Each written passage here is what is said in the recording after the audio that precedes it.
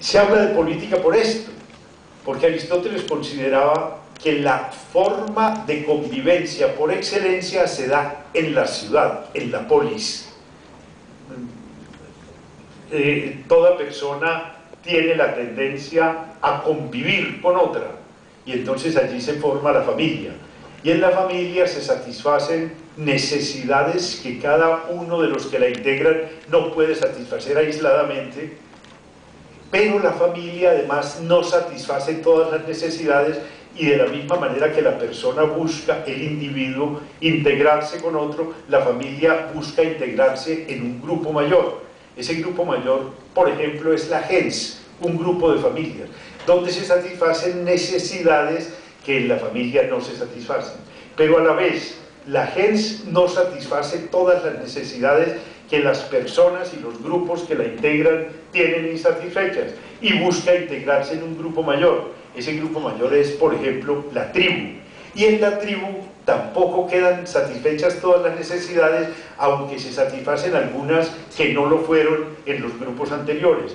Y entonces las tribus se integran en una comunidad mayor que es la polis, la ciudad, donde, de acuerdo con la perspectiva aristotélica, se satisfacen las necesidades de los individuos y de las organizaciones dentro de los cuales los individuos se insertan.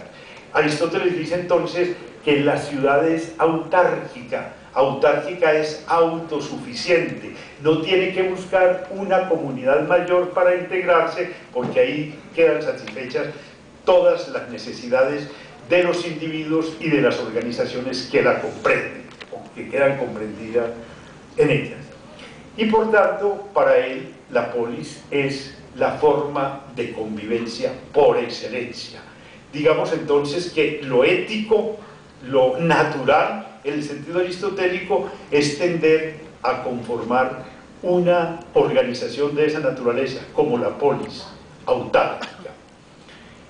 Entonces, si uno piensa desde el punto de vista teórico, la política se ocuparía de un objeto tan prioritario, tan noble, que difícilmente uno encontraría un objeto más importante que ocupara el pensamiento, que ocupara la reflexión. Y luego la práctica política entonces tendería a satisfacer esas condiciones que intelectualmente se han detectado, se han identificado. Con eso les digo que tanto el pensamiento político como la práctica política quedan reivindicados como pensamiento, como actividad mental, intelectual y como práctica muy noble. ¿Qué ha pasado entonces? ¿Por qué la política es mirada por tantas personas con desdén, a veces incluso con fastidio? Porque la política se ha pervertido. ¿Qué significa que la política se ha pervertido?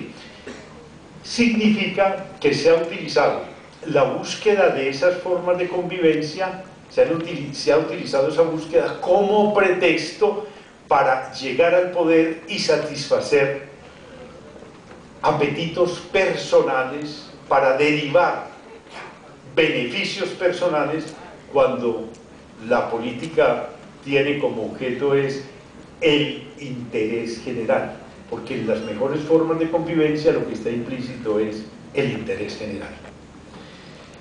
¿Por qué, digamos, esta digresión? Por una razón. Porque nosotros, en el polo democrático alternativo, estamos convencidos de que la comunidad, la sociedad colombiana, es una sociedad bastante imperfecta, bastante insatisfactoria, y que a menudo se utilizan eufemismos para nombrarla, es decir, palabras dulces, palabras amables, que de ninguna manera corresponden a la realidad. Entonces decimos, Colombia es una democracia, y nuestro presidente dice a menudo, no solo es una democracia, sino que es una democracia profunda. Uno piensa, si esta es una democracia profunda, ¿sí valdrá la pena trabajar en función de la democracia? Yo pienso que nosotros tenemos que llegar a una conclusión, y es que esa forma de convivencia que tenemos no se corresponde con ese tipo intelectual de la democracia. Fíjense ustedes, un razonamiento muy elemental. Lincoln, en el discurso de Gettysburg, definió la democracia como el gobierno del pueblo, por el pueblo y para el pueblo. Y entonces uno dice, si en Colombia hay una democracia, entonces es el gobierno, es el pueblo el que gobierna, y gobierna para sí y por sí mismo. ¿Alguno de esos fenómenos ocurre? Yo creo que ninguno. Empezando porque el pueblo, que debe ser el sujeto político de una democracia, en Colombia está por construirse.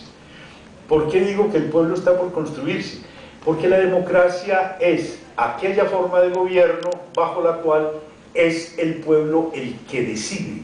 Y tomar decisiones implica conocer los efectos que se siguen de las decisiones que se toman. Y conocer los efectos que se siguen de las decisiones que se toman implica ilustración. Benjamin Ehrhardt respondió a la pregunta ¿qué es la ilustración? De esa manera: la ilustración es el primer derecho del pueblo en un sistema democrático. La democracia parte de un supuesto, que las decisiones que se toman son decisiones legítimas en la medida en que son decisiones conscientes. Cuando yo decido sin saber qué decido, mi decisión no es legítima. Si mi decisión no es consciente, es decir, no es racional y no está alentada por un querer guiado por esa racionalidad, entonces mi decisión es todo menos una decisión humana en el buen sentido de la palabra. ¿Qué hay que hacer? Para tener una democracia es necesario superar muchas carencias, y muchas carencias que están presentes en la vida colombiana. Por ejemplo, esa, fíjense, si la ilustración es el primer derecho del pueblo en una democracia, uno de los bienes más deseables, más acordes con la condición humana, es la ilustración. Es decir, el cultivo del conocimiento, el cultivo del entendimiento, y eso se logra a través del proceso educativo. La educación entonces aparece como un bien apetecible, un bien altamente deseable, pero como todos los bienes en Colombia, ese bien se encuentra inequitativamente distribuido. Basta pensar a qué tipo de educación tiene acceso un niño de una familia campesina pobre y a qué tipo de educación tiene acceso un niño de una familia urbana pudiente.